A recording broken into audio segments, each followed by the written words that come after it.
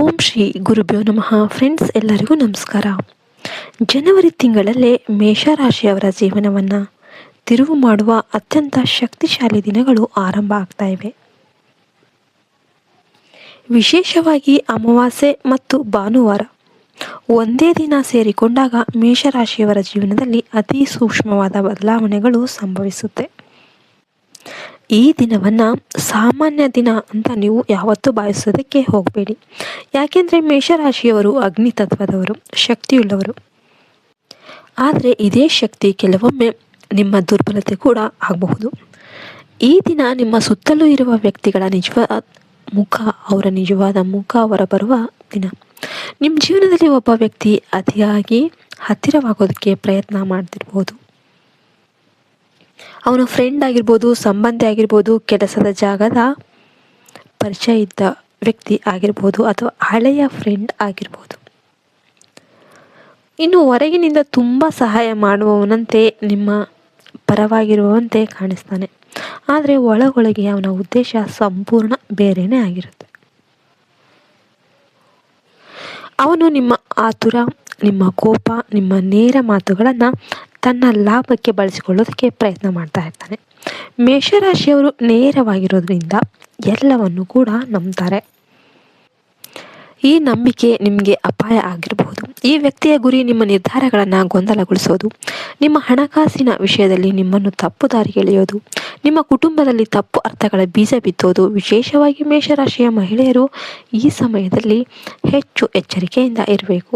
ಅತಿಯಾದ ಕಾಳಜಿ ತೋರಿಸುವವರು, ನಿಮ್ಮ ಜೀವನದ ಪ್ರತಿಯೊಂದು ವಿಷಯದಲ್ಲೂ ಕೂಡ ಹಸ್ತಕ್ಷೇಪ ಮಾಡುವವರು, ನಿಮ್ಮ ಮಾತುಗಳ ಮೇಲೆ ನಿಯಂತ್ರಣ ತರುವವರು ಇದ್ದರೆ ಅದು ಅಪಾಯದ ಸಂಕೇತ.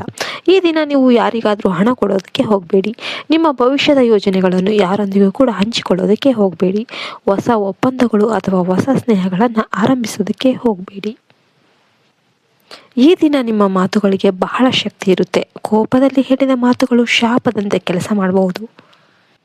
ಅದೇ ರೀತಿ ಧನಾತ್ಮಕವಾಗಿ ಹೇಳಿದ ಮಾತುಗಳು ನಿಮ್ಮ ಜೀವನವನ್ನು ಎತ್ತರಕ್ಕೆ ಕರೆದೊಯ್ಯಬಹುದು. ಆದ್ದರಿಂದ ಬಹಳ ಎಚ್ಚರಿಕೆಯಿಂದ ಮಾತನಾಡಿ.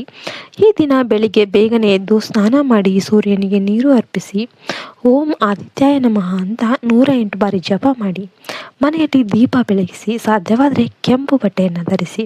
ಈ ದಿನ ರಾತ್ರಿ 11:30 ನಂತರ ಅನಾವಶ್ಯಕ ಕರೆಗಳು, ಸಂದೇಶಗಳು, ಬಾಗಿಲು ತಟ್ಟುವ ಶಬ್ದಗಳು ಬಂದರೆ ನೀವು ಪ್ರತಿಕ್ರಿಯೆ ಮಾಡೋದಕ್ಕೆ ಹೋಗಬೇಡಿ.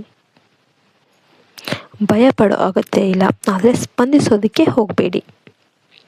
ಜನವರಿ 18 ನಂತರ ನಿಮ್ಮ ಮನೆಯಲ್ಲಿ ಅಶಾಂತಿ, ನಿದ್ರಾಭಂಗ, ಸಣ್ಣ ಸಣ್ಣ ಜಗಳಗಳು ಶುರುವಾದರೆ ಅದು ಹೊರಗಿನ ನಕಾರಾತ್ಮಕ ಶಕ್ತಿಗಳ ಸೂಚನೆ. ತಕ್ಷಣ ಒಂದು ನಿಂಬೆಹಣ್ಣು ತೆಗೆದುಕೊಂಡು ಅದರ ಮೇಲೆ ಕುಂಕುಮ ಇಟ್ಟು ಮನೆಯ ಮುಖ್ಯ ಬಾಗಿಲ ಬಳಿ ಇಡಿ ಮತ್ತು ನನ್ನ ಮನೆಗೆ ಕೆಟ್ಟ ಶಕ್ತಿಗಳು ಪ್ರವೇಶ ಮಾಡಬಾರ್ದು ಅಂತ ಮನಸ್ಸಲ್ಲಿ ಪ್ರಾರ್ಥನೆ ಮಾಡಿ. 48 ಗಂಟೆಗಳ ಒಳಗೆ ಬದಲಾವಣೆಯನ್ನು ನೀವೇ ನೋಡ್ತೀರಾ.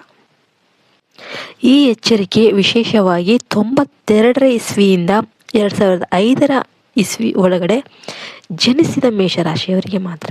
ಹಿಂದೆ ಮೋಸ ಅನುಭವಿಸಿದವರಿಗೆ, ಬೇಗ ಕೋಪಗೊಳ್ಳುವ ಸ್ವಭಾವ ಇರೋರಿಗೆ ಹೆಚ್ಚು ಇದು ಅನ್ವಯ ಆಗುತ್ತೆ. ಈ ಸಮಯದಲ್ಲಿ ನಿಮ್ಮ ಜೀವನಕ್ಕೆ ಬರುವ ವ್ಯಕ್ತಿಗಳು ಸಾಮಾನ್ಯರಲ್ಲ, ಅದು ಆಕಸ್ಮಿಕವಲ್ಲ. ಕೆಲವರು ಹಿಂದಿನ ಜನ್ಮದ ಸಂಬಂಧದಿಂದ ಮತ್ತೆ ನಿಮ್ಮ ಜೀವನಕ್ಕೆ ಪ್ರವೇಶ ಮಾಡ್ತಾರೆ. ಆದರೆ ಎಲ್ಲರೂ ಒಳ್ಳೆಯ ಉದ್ದೇಶದಿಂದ ಬರೋದಿಲ್ಲ.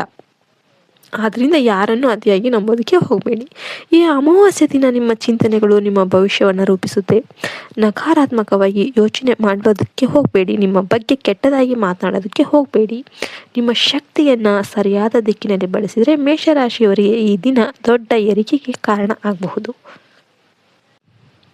ನಿಮ್ಮ ಶಕ್ತಿಯನ್ನು ಸರಿಯಾದ ಬಳಸಿದರೆ ಮೇಷರಾಶಿಯವರಿಗೆ ಇದು ಒಂದು ಒಳ್ಳೆ ಪರಿಣಾಮ ಆಗುತ್ತೆ. ಈ ಮಾಹಿತಿ ನಿಮಗೆ ಉಪಯುಕ್ತ ಅನಿಸಿದರೆ ಲೈಕ್ ಮಾಡಿ, ಶೇರ್ ಮಾಡಿ, ಸಬ್ಸ್ಕ್ರೈಬ್ ಮಾಡಿ ಮತ್ತು ನಿಮ್ಮ ಫ್ರೆಂಡ್ ಜೊತೆ ಎಲ್ಲರಿಗೂ ಕೂಡ ಶೇರ್ ಮಾಡಿ. ಮತ್ತು ನಿಮ್ಮದು ಯಾವ ನಕ್ಷತ್ರ ಅಂತ ಕಮೆಂಟ್ ಮಾಡಿ. ಮೇಷರಾಶಿಯವರ ನಿಮ್ಮ ಯಾರಾದರೂ ಮೇಷರಾಶಿಯವರು ಫ್ರೆಂಡ್ಸ್ ಇದ್ದರೆ ಅವ್ರಿಗೂ ಕೂಡ ಶೇರ್ ಮಾಡಿ. ಮತ್ತು ಮುಂದಿನ ವಿಡಿಯೋದಲ್ಲಿ ಸಿಗೋಣ ಎಂದು ಹೇಳ್ತಾ ಈ ವಿಡಿಯೋವನ್ನು ಮುಗಿಸ್ತಾ ಇದ್ದೇನೆ. ಜೈ ಹಿಂದ್, ಜೈ ಭಾರತ್ ಮಾತೆ, ಹರಿ ಓಂ ತತ್ಸತ್. ಸರ್ವೇ ಜನೋ ಸುಖಿನೋ ಭವಂತು.